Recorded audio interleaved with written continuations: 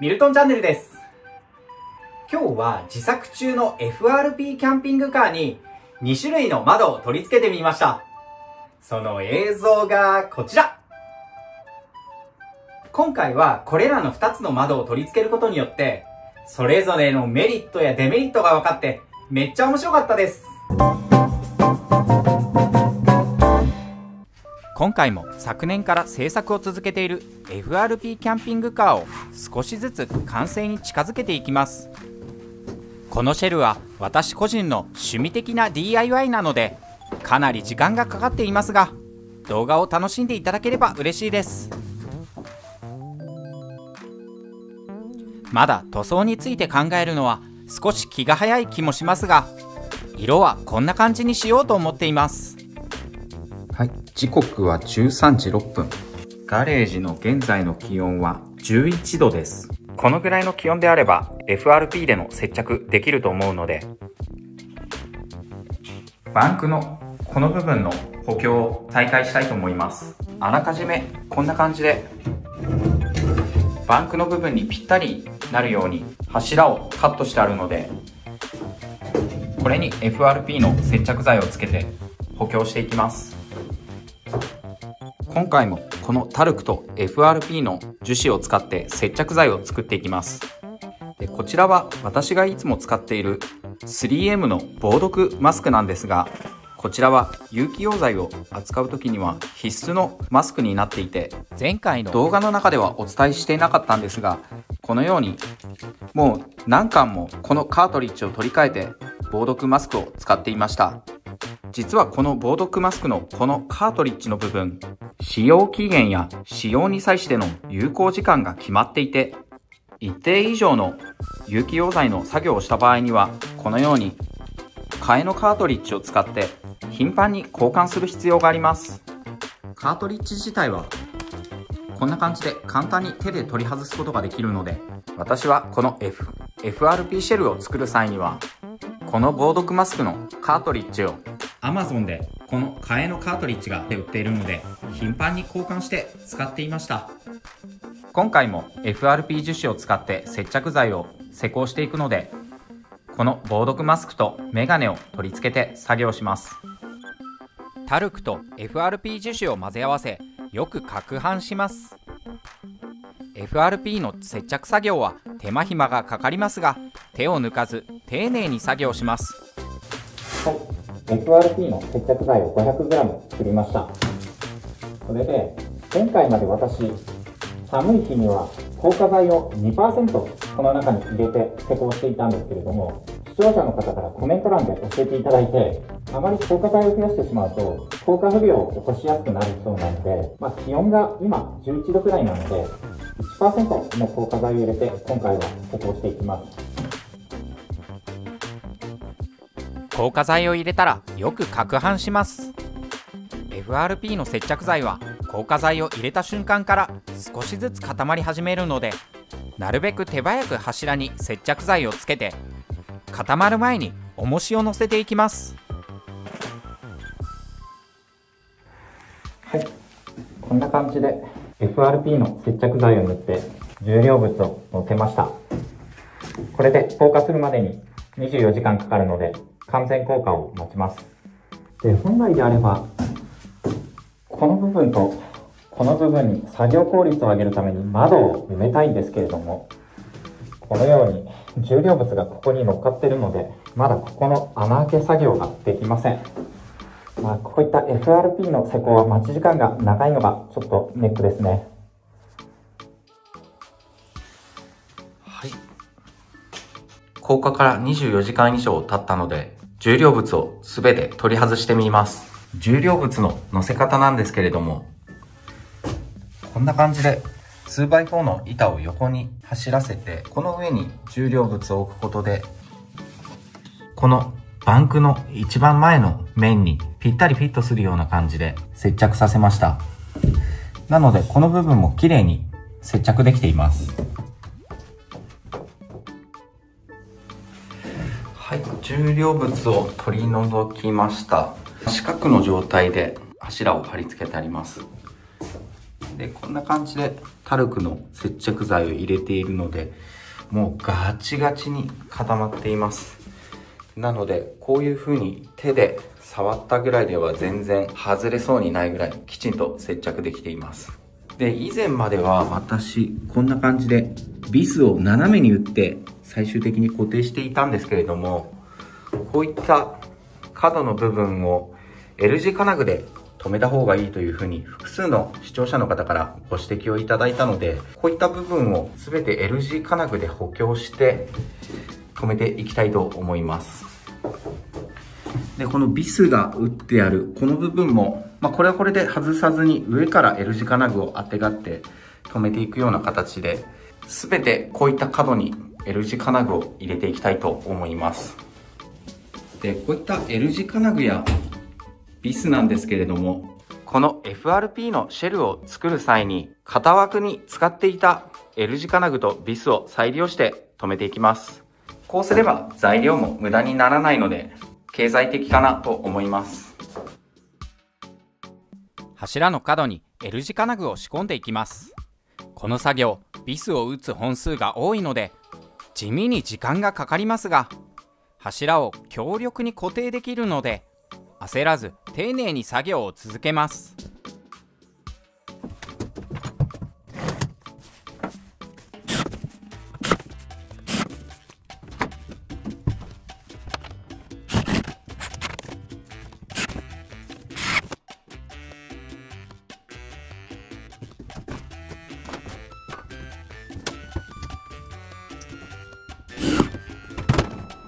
この部分は I 字の金具できっちり固定しました。このように固定することで、おそらくこの部分からズレや剥がれが落ちてくることがないと思います。で、この角の部分も同様に I 字の金具できっちり留めてあります。で、この裏の部分も同様ですね。I 字の金具できっちり固定しました。これで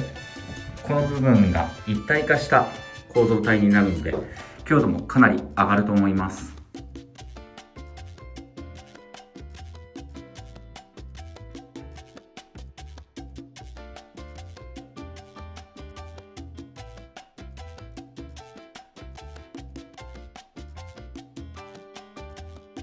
このダイソーのライトなんですが、この部分に磁石が入っているので、こういった部分に簡単に取り付けできるので、めちゃくちゃ施工が楽になります。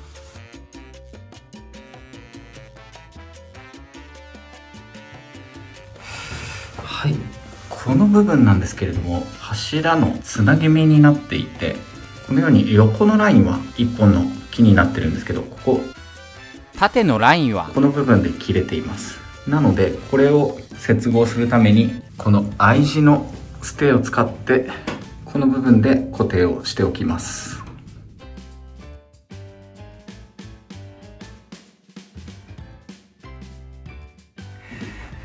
はい、この部分なんですけど、ちょっと段差がこのようについてしまっているんですけれども、この部分も少し大きめの L 字金具で固定しておきます。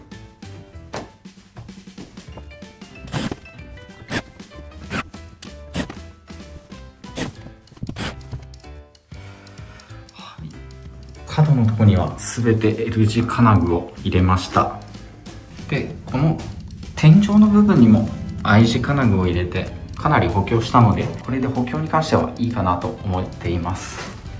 それでこの部分とこちらの部分に窓を入れる予定なので、これからこの側面のバンクの部分に穴を開けていきます。はい、それでこの辺りに窓を埋める予定なんですけども、ちょっと今この窓をあてがって線を引こうとしたんですけども、なかなか難しくて線がうまく引けません。なので一旦この窓のこの高さとこの横の幅をきっちり測って、縦と横を長方形状にそのままこの窓を使わずに線を引いて、またこの R のかかってる部分の R の開始の点とここの高さの分の R がちょうど曲がり始める部分をこの長さを測って丸を作るような感じでこの部分に線を引いていきたいと思います。でこの横のサイズを測ってみるとちょうど約60センチ、そして高さが約30センチなので、これでこの部分に60センチと30センチの高さのものをテープで貼り付けて、それで交わったところをこのような感じで曲がったラインを作って、これになるべく沿ったような形で丸みをつけていこうと思います。はい、このサイズ横60縦30センチなので、このようにテープを横60センチ縦30センチで貼りました。一応念のためサイズを測ってみると横60センチ縦が30センチになっています。はい、で今ちょっとサイズを測ってみたんですけれども、このカーブが始まるところが縦が60ミリぐらいで横が70ミリぐらいのだいたいサイズ感で、この点を打ったところからなんですが、この点とこの点を結んでカーブがかかっているような感じで、ここの長さも70ミリで、ここが約60ミリ、上も60ミリで横幅70ミリぐらいなので、この点とこの点をこの内枠のこの角を使ってこんな感じで合わせて線を引けばおそらく綺麗に描けると思うので、これで線を描いていきます。でこの内側のこの角の部分を使ってここにぴったり合わせてラインを取っていこうと思います。これでおそらくうまくいくと思うんで、下のラインも同じように60と70ミリのところのこの点に合わせて、この外枠を使ってこの部分にカーブのラインを引いていきます。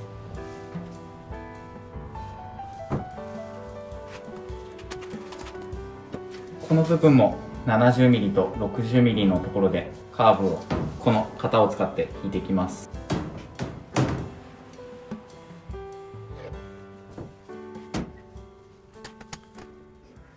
こんな感じで一応ライン的には目視できるような感じで線を引くことができます。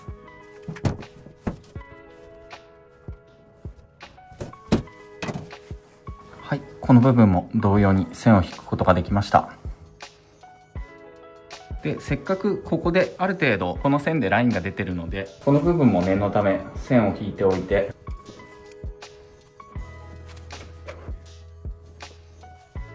はい、でこの窓の取り付け説明書なんですけども、もうほとんどマニュアルの体をなしてなくて、このように英文の文字だけの情報でほとんど参考にならないんですが、この窓の穴を開けるには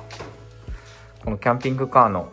この部分をジグソーで切りなさいというふうにあるので、ジグソーでカットしていきます。でジグソーの刃がこのままだと入らないので、一旦この辺りに小さな穴を開けて、このようにジグソーでこのラインに沿って切っていこうと思います。はい、ではこの部分からステップドリルで穴を開けて、そこからジグソーでこのように丸くカットしていきます。ドリルだとめちゃくちゃ簡単に穴が開きますね。はい、ではジグソーでこの部分をカットしていきます。一応鉄ですとか FRP を切れるジグソーの刃を使って切っていきます。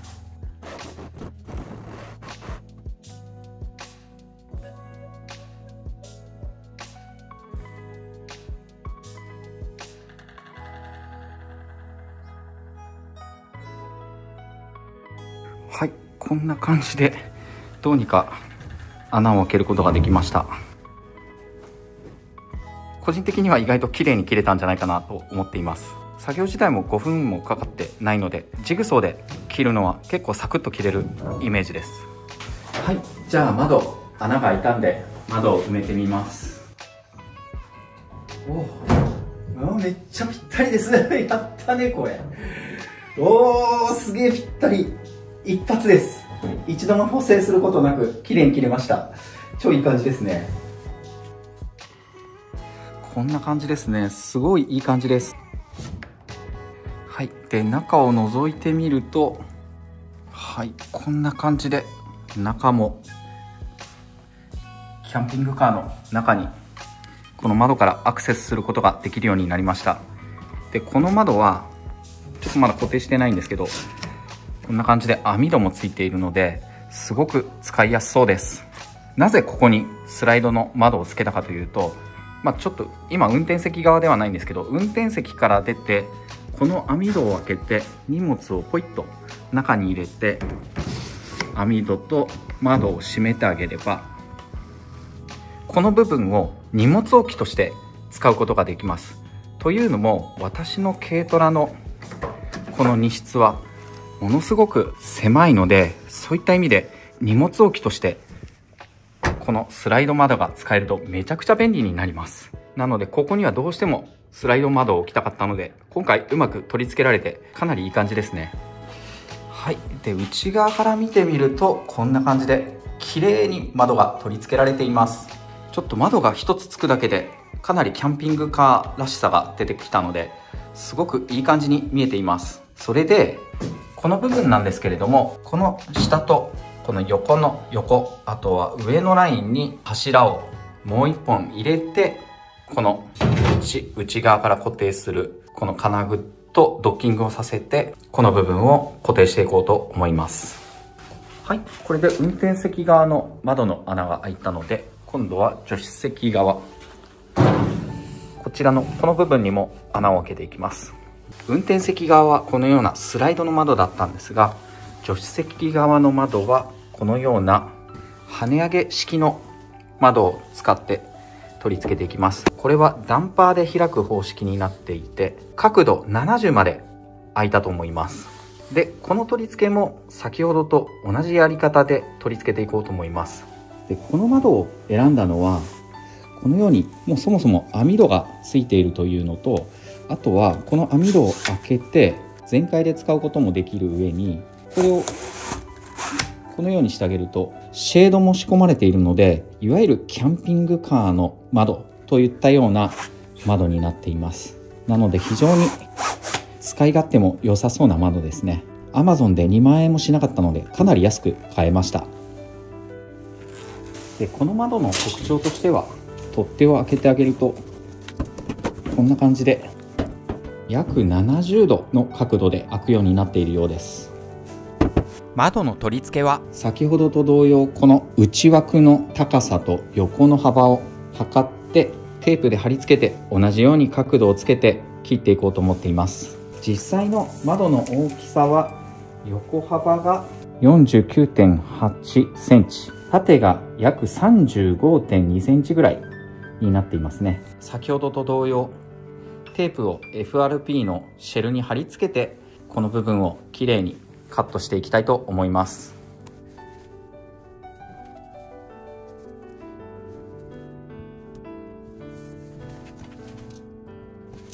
はい、こんな感じでビニールテープを使って、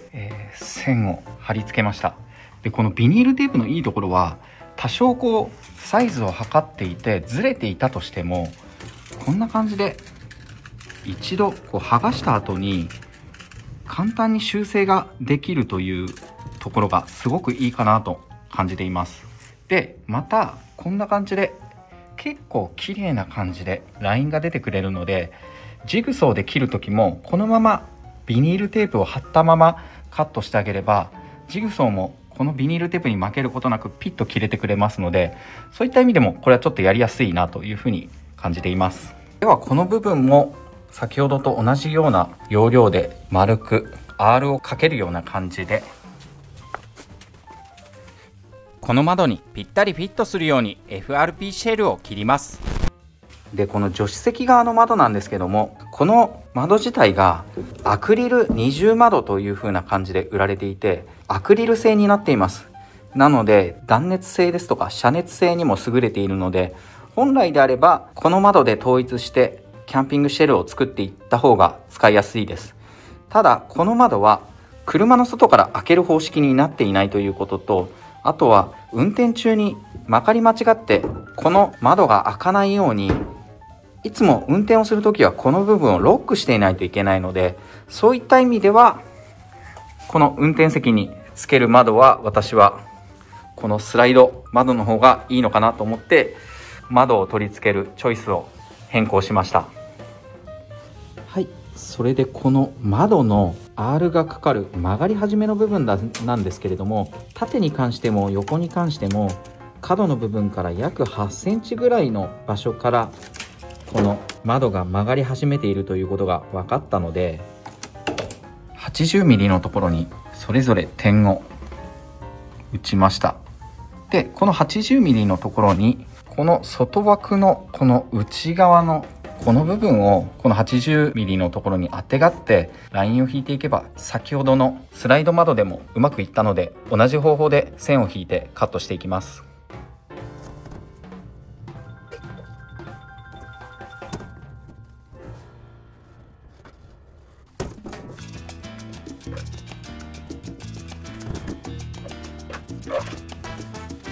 はい、こんな感じでちょっと完璧とはいかないかもしれないんですけども、一応ガイドとなるラインをきれいに引けたので、これを元にドリルで穴を開けて、その後ジグソーでカットしていきます。穴自体は本当にこんな感じで適当に開けた穴なんですが、ここを元にこんな感じで上に曲線を描いて切っていって一周してジグソーでカットします。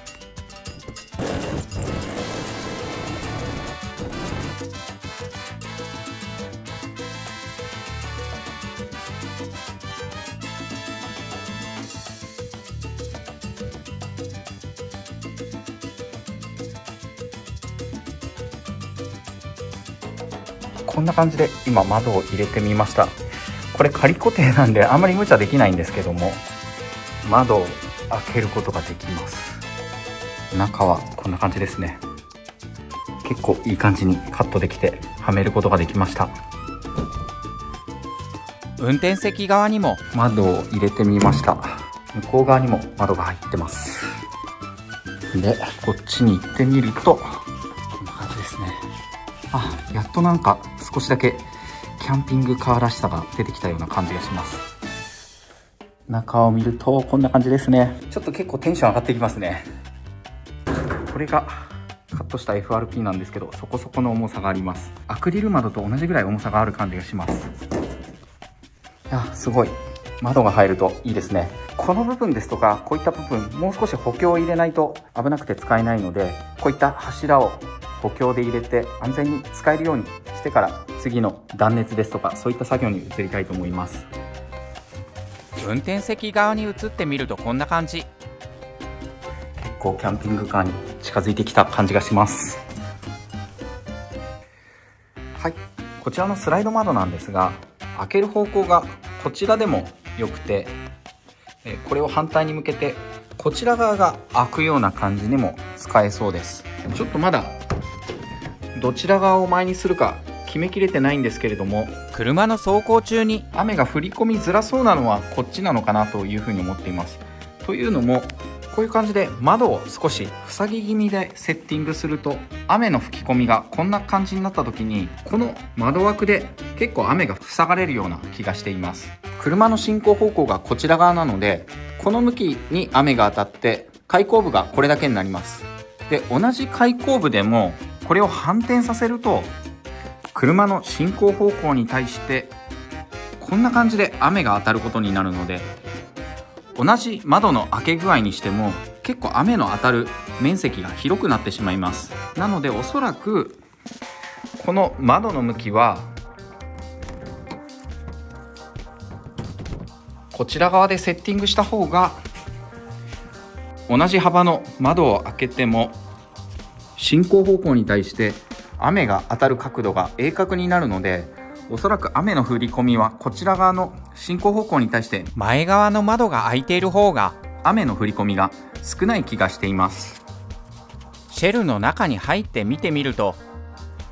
窓の開口部はこんな感じになっているので、おそらく風も普通に入ってきますし、こんな感じで網戸さえ閉めてしまえば虫も入ってこないと思います。一応こんな感じだったら窓から顔を出すことができます。ちょっと顔は出しづらいですね、この角度だと。これをひっくり返してしまえば一応顔を出すことも可能のようです。これはこれで顔出せるので悪くないかなと思いますし、ちょっとどちら側の向きで窓をつけるか迷いますね。これはちょっともう少し悩みたいと思います。角度を変えて見てみると、一応こんな感じになりますね。これだと顔がほとんど出せないので、まあ顔出さなくてもいいかもしれないんですけど、ちょっとどっちにするかもう少し悩みます。ちなみに助手席側の窓はこんな感じで、これ実際はこれから軽トラの荷台に乗せて使うんで、この辺りに来るので開けっぱなしにして寝ても問題はないと思うんですけれども、窓から顔を出してみるとこんな感じになります。でこの窓自体はこんな感じで無段階で調節できるダンパーになっているようです。角度を自由に変えられるのもこの窓はいいですね。この窓がいいのはやっぱりこういった網戸と、この網戸を上に上げてしまえば全開にもできますし、シェードもついているので、こんな感じで外から一切見えなくなるのもいいですね。これがワンタッチでできるんで、そういった意味ではこの窓すごく使いやすいと思います。キャンピングシェルの完成を急ぎたいので、隙間時間を見つけて柱を入れてシェルを補強します。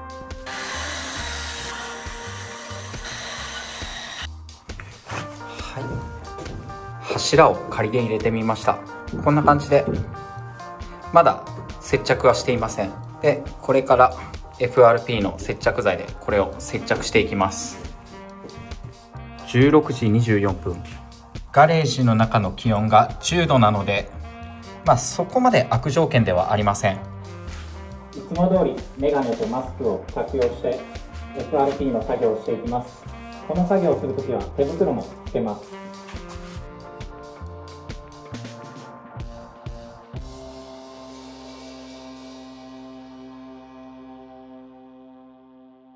硬化剤は 1% 入れていきます。はい、時間との勝負なのですぐにかき混ぜて塗っていきます。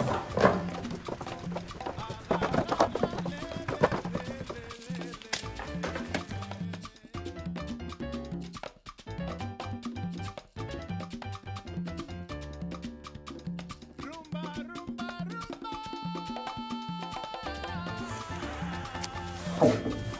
FRP の接着剤を塗って重量物を乗せました。これで24時間待ちます。24時間待つのが結構長いんですけど、しょうがないですね。一応視聴者さんに教えてもらった方法で、ヒートガンというドライヤーのちょっと強力みたいなやつを当ててあげて温めると結構早く固まるらしいんですけども、とりあえず私今回はまたいつも通り24時間放置して固めたいと思います。本日もご視聴ありがとうございました。もしこの動画が気に入っていただけたらチャンネル登録、グッドボタンよろしくお願いいたします。